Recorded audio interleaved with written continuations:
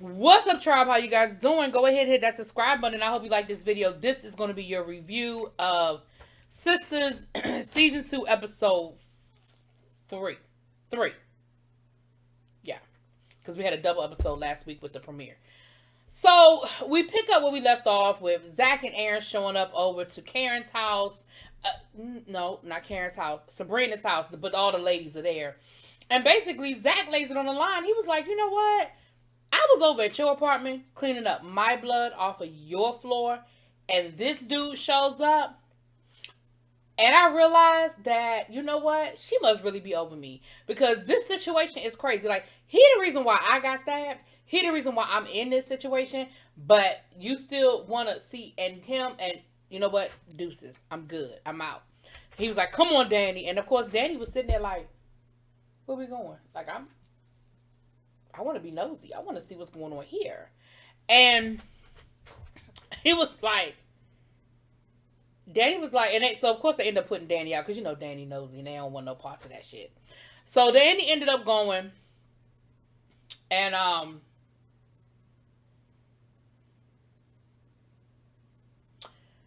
Danny and Zach ended up leaving, and then Aaron wanted to speak to Karen, so they go in the back and they talking about themselves, and basically he's telling Karen, listen, you know I want to be with you, you know I like you, and she was like, yeah, but this whole situation is a lot, like, you know, I'm shooting people, people getting stabbed.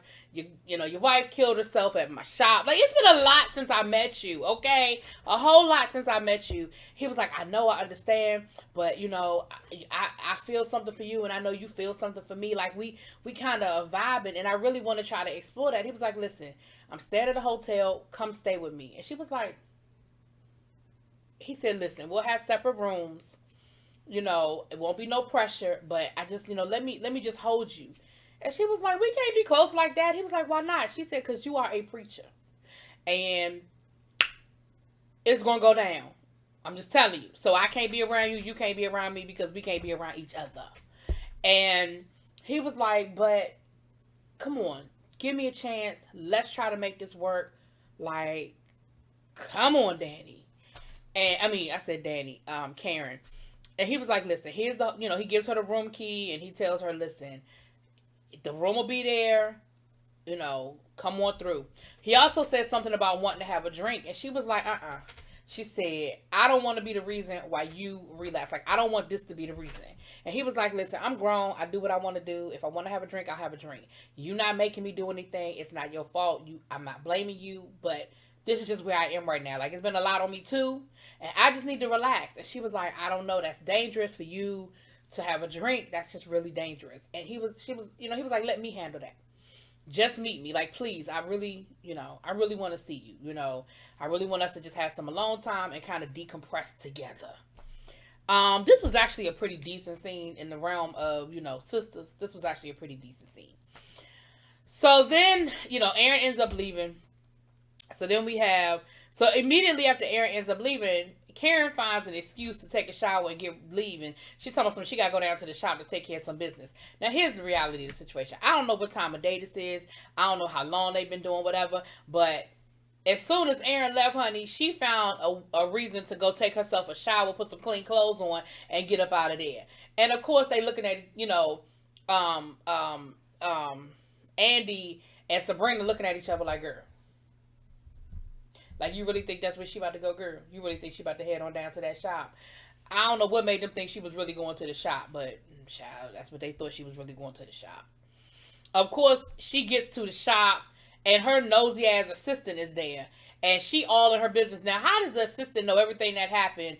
And first of all, I don't even think did they tell the whole story? Did they tell the truth about the story? How did the assistant know everything before everybody else know anything? Child, bye. But she ends up seeing the room key. Now listen, and I'm gonna let it go, y'all. I'm gonna let it go. But not only does she see the room key, okay, she found out what room number it was from the room key. Now y'all know, like I know, they don't put the room number on the keys. They don't do that. That's a security issue. But again, I'm gonna let that go. I'm gonna let it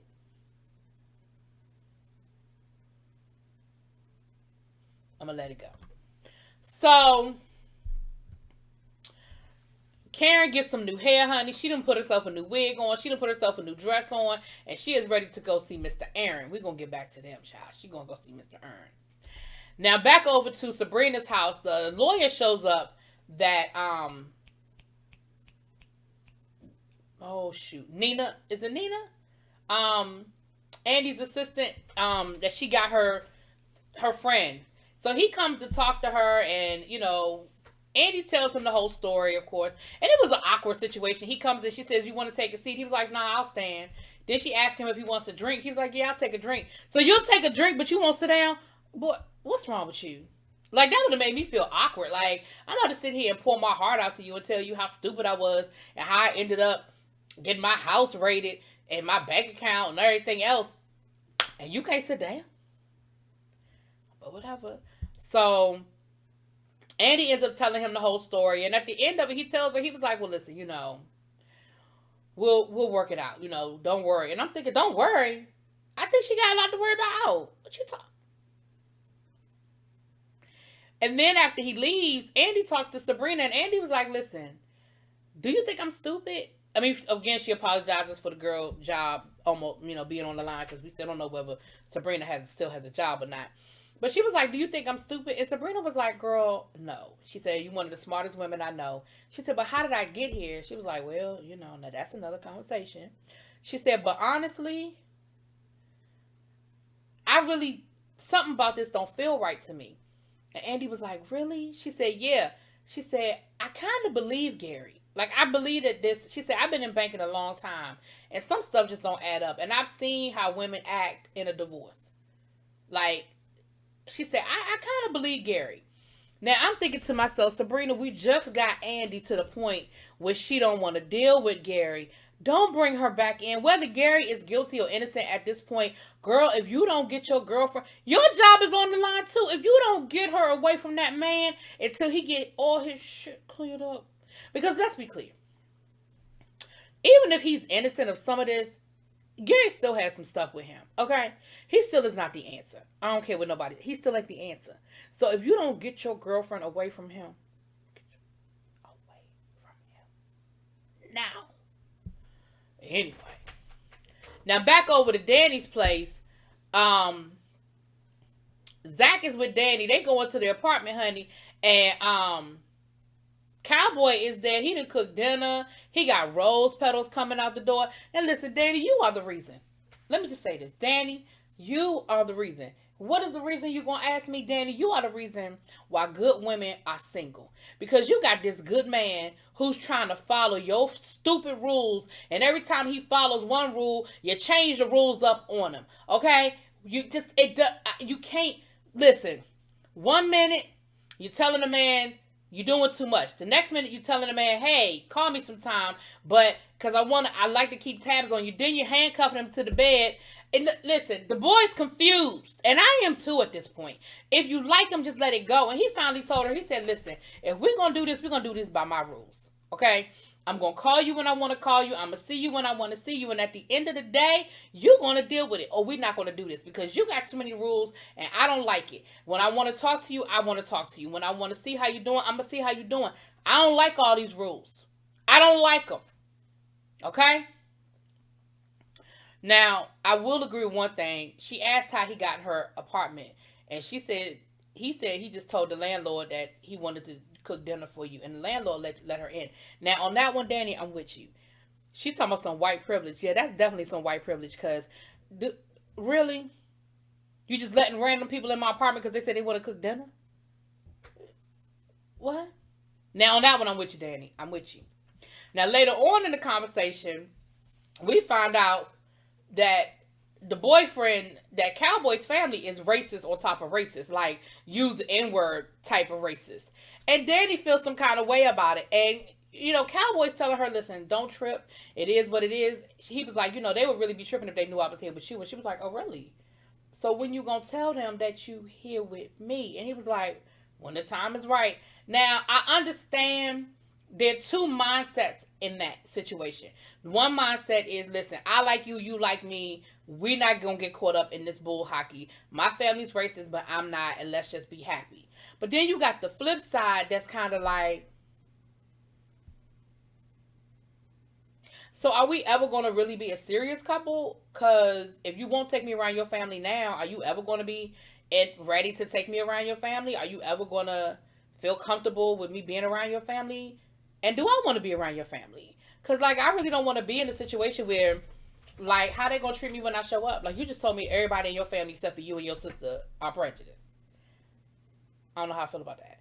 So, again, as far as the dating side of it, Danny, you be tripping. But the other stuff, I was with Danny on. I was with Danny on the other two things. I was with you, girl. I was with you. Now, Zach is on his way to the meeting. Remember last season, Karen's mom introduced him to a guy she was messing with who's an ex-con, making a lot of money, flipping. It sounds like they flipping houses in the hood through real estate. It sounds like they're being backed by some sort of organization that is specifically out to try to help ex-cons get on their feet. And if you don't have money, okay, so Zach ends up going to this meeting. Now, listen. After Zach and Danny argue back and forth about him using her shower, because of course Cowboy was like, well, come on in if you got, Zach, come on in if you got to use the shower. Danny was like, Zach, you got to find somewhere to go. Like, read the room. Like, we got romance going on here. We got rose petals. We got dinner. Like, you want to find somewhere else to go. The sad thing is he don't have nowhere else to go. That's the sad thing. The sad thing is Zach really does not have any other options. If Danny don't let him in, he gonna either go back to Karen's apartment with the blood-stained floors or back to the shelter where he was staying before. Like, he really doesn't have any other options. So he ends up taking a shower and then he heads on over to his little meeting. And the guy told him on the phone last episode, like, listen, you got to get here because the invites, everybody don't get invited. And if you don't show up, I think they said you got 2 times not to show up or something like that and you off the list. You don't get the opportunity. So Zach was trying to hurry up and get there, Now, he on his bike, poor thing, the baby on his bike. I don't know how he got, well, I guess his bike was at Danny's house. I don't know. But anyway, he riding his bike and Nina, Andy's assistant. In Tyler Perry world, everybody know everybody, child. Nina's assistant ends up hitting him on his bike, child. Tore the bike up. And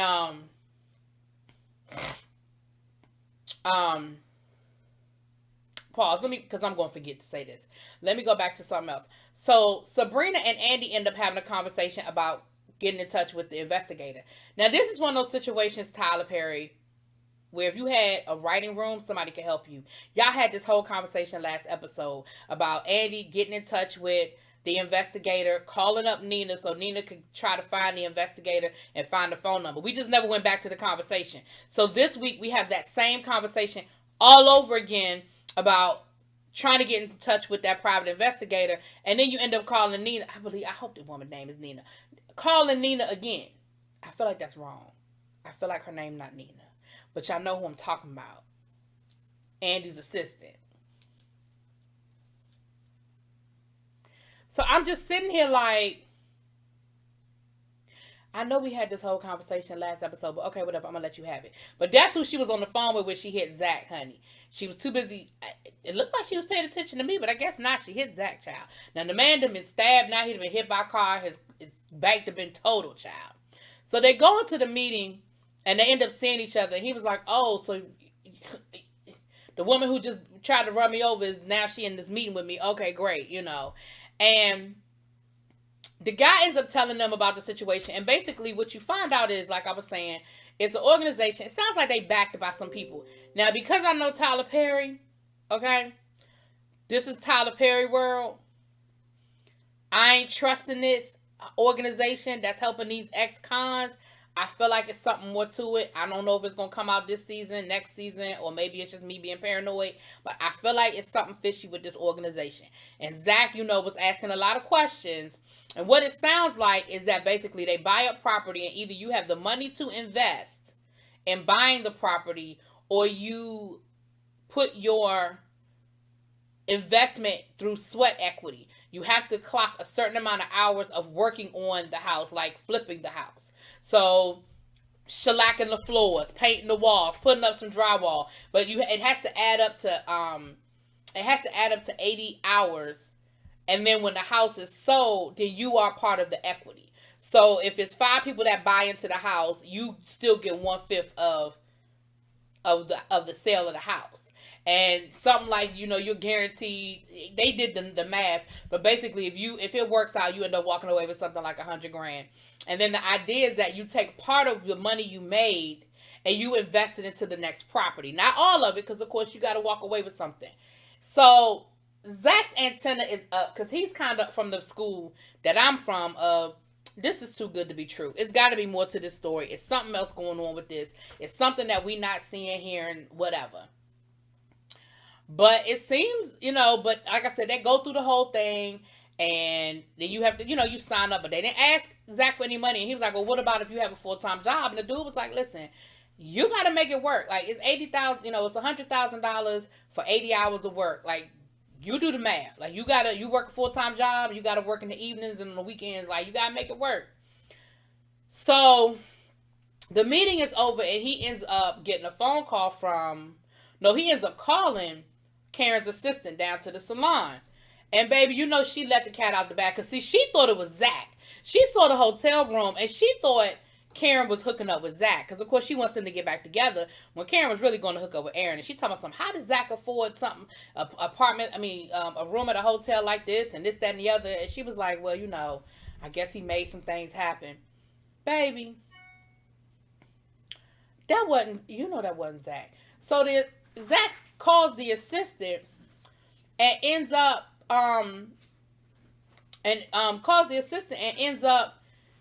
the assistant ends up telling him all about Karen being at the hotel room, what room number, what's the name of the hotel and everything. Talking about, yeah, I sent some flowers and candy over from you because I really want to help you guys get back together. I thought that would lighten up the mood a little bit. So Zach ends up getting a ride from the assistant, after they go back and forth. He ends up getting a ride with the assistant over to the hotel. I said, now I really hope Zach ain't about to bust in on them at this hotel room.